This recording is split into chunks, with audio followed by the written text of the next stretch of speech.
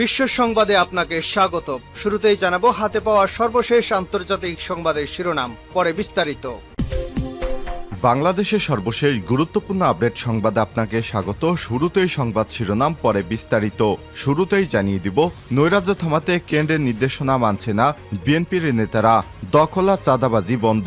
ছাত্র জনতার অভ্যুত্থানে শেখ হাসিনা সরকারের পতনের পর পরবর্তী রাজনৈতিক পরিস্থিতিতে শান্তি শৃঙ্খলা বজায় রাখা এবং চাঁদাবাজি, দখলদারিত্ব, নৈরাজ্য বন্ধে কঠোর অবস্থানে রয়েছে বিএনপি। এরপরও কোথাও কোথাও নানা নেতিবাচক ঘটনা ঘটায় দলটির অনেক নেতা যুক্ত বলে জানা গেছে। এজন্য সারা দেশে 2 শতাধিক নেতাকর্মীকে বহিষ্কার করেছে বিএনপি। তারপরও বিভিন্ন স্থানে চাঁদাবাজির সঙ্গে বিএনপির নেতাদের সম্পৃক্ততার কথা জানা যাচ্ছে।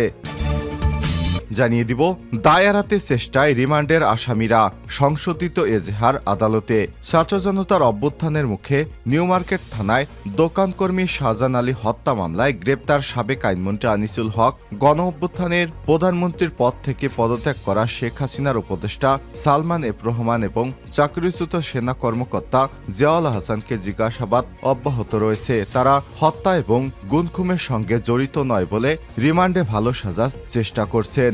সমস্ত দায় শেখ হাসিনার উপর চাপানো হচ্ছে। জানিয়ে দিব, ডক্টর মোহাম্মদ ইউনূসকে রামন ম্যাগসেসে অ্যাওয়ার্ড ফাউন্ডেশনের অভিনন্দন। বাংলাদেশের অন্তর্বর্তীকালীন সরকারের প্রধান উপদেষ্টা, নোবেল বিজয়ী অর্থনীতিবিদ অধ্যাপক ডক্টর মোহাম্মদ ইউনূসকে অভিনন্দন জানিয়েছেন রামন ম্যাগসেসে অ্যাওয়ার্ড ফাউন্ডেশন।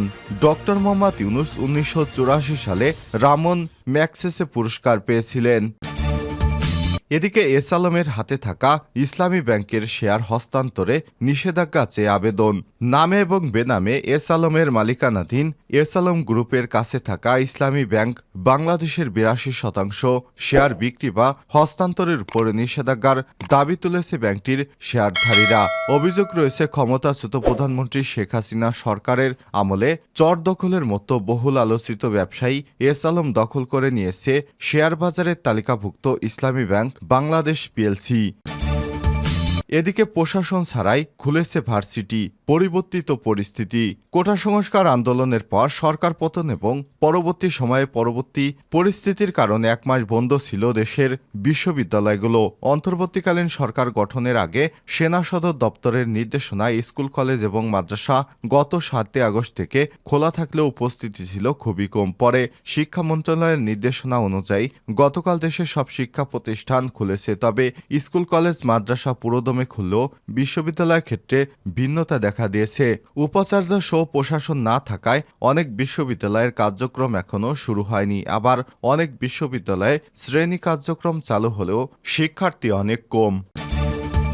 এবং সর্বশেষ জানিয়ে দিব, খালেদা জিয়াকে বিদেশে পাঠানোর প্রক্রিয়া চলছে, চূড়ান্ত হয়নি বললেন ডাক্তার জাহিদ। প্রিয় দর্শক, এতক্ষণ শুনছিলেন সংবাদ শিরোনাম, এবারে বিস্তারিত। তবে তার আগে বন্ধুরা, অনুরোধ থাকবে সংবাদটিতে একটি লাইক দিন। এই চ্যানেলে আপনি নতুন হয়ে থাকলে আমাদের সংবাদটি দেখতে দেখতে চ্যানেলটি সাবস্ক্রাইব করে রাখুন। কমেন্ট করে আপনার মূল্যবান মতামত জানিয়ে দিন। এবারে বিস্তারিত। নৈরাজ্য থামাতে কেন্দ্রের নির্দেশনা মানছে না বিএনপি নেতারা। ছাত্র জনতার অভ্যুত্থানে শেখ হাসিনা সরকারের পতনের পর পরবর্তীত রাজনৈতিক পরিস্থিতি, শান্তি শৃঙ্খলা বজায় রাখা এবং চাঁদাবাজ, দখল, দায়িত্ব, নৈরাজ্য বন্ধে কঠোর অবস্থান গ্রহণ করে বিএনপি। এরপরও কোথাও কোথাও নানা নেতিবাচক ঘটনায় দল ও অঙ্গ সহযোগী সংগঠনের পদধারী অনেক নেতা যুক্ত থাকার অভিযোগ উঠেছে। সুনির্দিষ্ট তথ্যের ভিত্তিতে এরই মধ্যে কয়েকজন কেন্দ্রীয় নেতাসহ সারা দেশে দলটির 2 শতাধিক নেতাকর্মীর বিরুদ্ধে বহিষ্কারের মতো কঠোর সাংগঠনিক ব্যবস্থা গ্রহণ করা হয়েছে। অনেকে কারণ দর্শানোর নোটিশ দেওয়া হয়েছে, জড়িতদের আইনের হাতে তুলে দেওয়ারও নির্দেশ দেওয়া হয়েছে। দখলদারিত্ব, চাঁদাবাজির বিরুদ্ধে দলের এমন জিরো টলারেন্স নীতির পরও অপকর্ম পুরোপুরি বন্ধ হয়নি। দলের নজর এড়িয়ে কেউ কেউ গোপনে এসব অপকর্ম চালিয়ে যাচ্ছে বলে অভিযোগ উঠেছে। এক্ষেত্রে নব্য বিএনপি ও দলের সুযোগ সন্ধানী নেতাকর্মীদের দায়ী করেছে করেছে শীর্ষ নেতারা। তাদের দাবি এরা বিএনপি ও অঙ্গ সহযোগী সংগঠনের নাম ভাঙিয়ে চাঁদাবাজ ও দখলদারিত্ব করেছে। জড়িতরা বেশিরভাগই অনুপ্রবেশকারী বলে তথ্য পেয়েছে তারা। বিএনপির স্থায়ী কমিটির সদস্য আমির খসরু মাহমুদ চৌধুরী গতকাল কালবেলাকে বলেন, আমাদের দলের অবস্থান স্পষ্ট, কোনো দখলদারিত্ব, চাঁদাবাজি, নৈরাজ্য করা যাবে না। এসব ঘটনায় যাদের জড়িত থাকার খবর পাওয়া গেছে তাদের পার্টি থেকে এরই মধ্যে বহিষ্কার করা হয়েছে।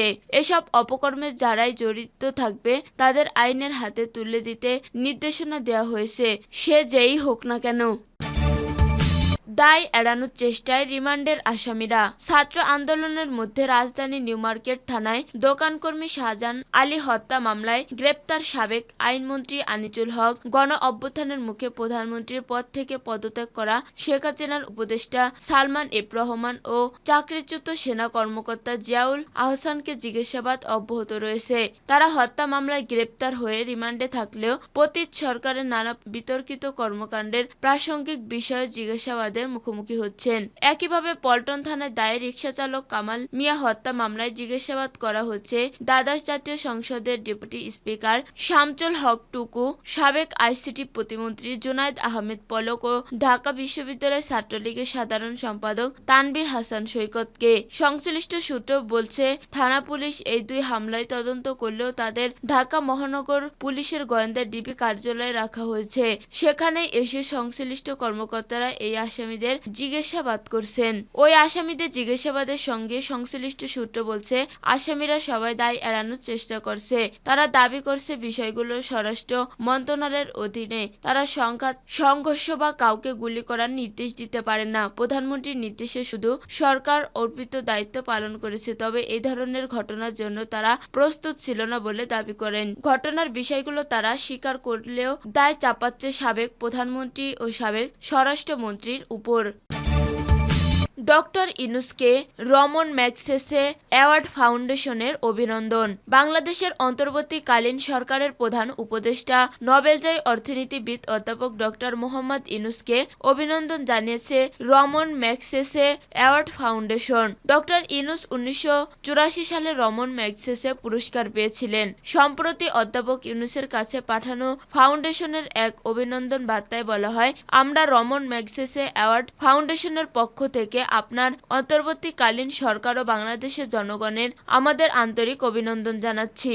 বাংলাদেশের সাম্প্রতিক রাজনৈতিক অস্থিরতা একটি অন্তর্ভুক্তিমূলক, দুর্নীতিমুক্ত ও গণতান্ত্রিক সরকারের জন্য দেশটির জনগণের আকাঙ্ক্ষার একটি সুস্পষ্ট প্রকাশ। সভাপতি রমন ম্যাগসেসে দৃঢ়ভাবে বলছি, আমি বিশ্বাস করি সরকার দেশের জনগণের কল্যাণের জন্যই নিম্ন পর্যায় থেকে শুরু করে উন্নতির দিকে অগ্রসর হবে, কারণ গণমানুষের কল্যাণই সরকারের কাজ। আমি বিশ্বাস করি রাষ্ট্রের সর্বোচ্চ নেতার একটি বড় হৃদয়, সৎ মানুষ, সুস্থ প্রবৃদ্ধি, ধৈর্য, সুরক্ষা গুণ ও সাধারণ মানুষের প্রতি অনুগত ভালোবাসার দৃষ্টান্ত সৃষ্টির মতো গুণাবলী থাকতে হয়। বার্তায় আরো বলা হয়, আপনার দেশের ইতিহাসের এই নতুন অধ্যায়টি অনিশ্চয়তা বা বৈষম্য নয়, বরং স্থিতিশীল, এবং সেই নেতৃত্ব দিয়েই স্বজ্ঞাতি হোক, যা গুটি কয়েক বিশেষ গোষ্ঠীর জন্য নয়, বরং দেশের মানুষের মৌলিক অধিকারকে সম্মত রাখতে হবে। এস আলমের হাতে থাকা ইসলামী ব্যাংকের শেয়ার হস্তান্তরের নিষেধাজ্ঞা চেয়ে আবেদন। নামে ও বেনামে এস আলমের মালিকানাধীন এস আলম গ্রুপের কাছ থেকে ইসলামী ব্যাংক বাংলাদেশের 82% শেয়ার বিক্রি বা হস্তান্তরের উপর নিষেধাজ্ঞার দাবি তুলে ধরেছেন ব্যাংকটির শেয়ারধারীরা। অভিযোগ রয়েছে, ক্ষমতাচ্যুত প্রধানমন্ত্রী শেখ হাসিনা সরকারের আমলে চর দখলের মতো বহুল আলোচিত ব্যবসায়ী এস আমল দখল করে নিয়েছিলেন শেয়ারবাজারের তালিকাভুক্ত ইসলামী ব্যাংক বাংলাদেশ পিএলসি। এখন এই 82% শেয়ার বিক্রি বা হস্তান্তরের উপর নিষেধাজ্ঞার দাবি তুলে ধরেছে ব্যাংকটির শেয়ারধারীরা। এ বিষয়ে বিএসসির কমিশন ও ভারপ্রাপ্ত চেয়ারম্যান মোহাম্মদ মহসিন চৌধুরী গণমাধ্যমকে বলেন, চেয়ারম্যান দপ্তর সেটা গ্রহণ করেছে, আমরা দেখব এটা, তবে এটা প্রক্রিয়াধীন থাকার মাধ্যমেই নতুন চেয়ারম্যান চলে আসবে। রোববার 28 আগস্ট শেয়ারবাজার নিয়ন্ত্রক সংস্থা বাংলাদেশ সিকিউরিটিজ অ্যান্ড এক্সচেঞ্জ কমিশনের বিএসসি চেয়ারম্যান বরাবর লিখিতভাবে এই দাবি জানানো হয়। চিঠি অনুলিপি পাঠানো হয়েছে ঢাকা ও চট্টগ্রাম স্টক এক্সচেঞ্জ এবং শেয়ারের জিম্মিদার প্রতিষ্ঠান সেন্ট্রাল ডিপজিটের বাংলাদেশ লিমিটেড সিডিবিএল ব্যবস্থাপনা পরিচালকের কাছে পাঠানো হয়েছে। প্রশাসন ছাড়াই খুলছে ভার্সিটি। কোটা সংস্কার আন্দোলন, সরকার পতন এবং পরবর্তী সময়ে পরিবর্তিত পরিস্থিতির কারণে 1 মাস বন্ধ ছিল দেশের বিশ্ববিদ্যালয়গুলো। অন্তর্বর্তীকালীন সরকার গঠনের আগে সেনা সদর দপ্তরের নির্দেশনায় স্কুল, কলেজ ও মাদ্রাসা গত 8 আগস্ট থেকে খোলা থাকলেও উপস্থিতি ছিল খুবই কম। পরে শিক্ষা মন্ত্রণালয়ের নির্দেশনা অনুযায়ী গতকাল দেশে সব ধরনের শিক্ষা প্রতিষ্ঠান খুলছে। তবে স্কুল, কলেজ, মাদ্রাসা পুরোদমে খুললেও বিশ্ববিদ্যালয়ের ক্ষেত্রে ভিন্নতা দেখা দিয়েছে। উপাচার্য সহ প্রশাসন না থাকায় অনেক বিশ্ববিদ্যালয়ের কার্যক্রম এখনো শুরু হয়নি। আবার অনেক বিশ্ববিদ্যালয়ের শ্রেণী কার্যক্রম চালু হলেও শিক্ষার্থী কম। এর আগে গত 15 আগস্ট শিক্ষা মন্ত্রণালয় থেকে আলাদা আদেশে জানানো হয়, শেখ হাসিনা সরকারের পতনের পর দেশের বিভিন্ন বিশ্ববিদ্যালয়ের উপাচার্যরা পদত্যাগ করতে শুরু করেছে। এরই মধ্যে ঢাকা বিশ্ববিদ্যালয়, জাহাঙ্গীরনগর বিশ্ববিদ্যালয়, চট্টগ্রাম বিশ্ববিদ্যালয়, রাজশাহী বিশ্ববিদ্যালয়, জাতীয় বিশ্ববিদ্যালয়, ইসলামী বিশ্ববিদ্যালয়, বাংলাদেশ ব্যাংক বিশ্ববিদ্যালয় সহ 16টি পাবলিক বিশ্ববিদ্যালয়ের উপাচার্য পদত্যাগ করেছে।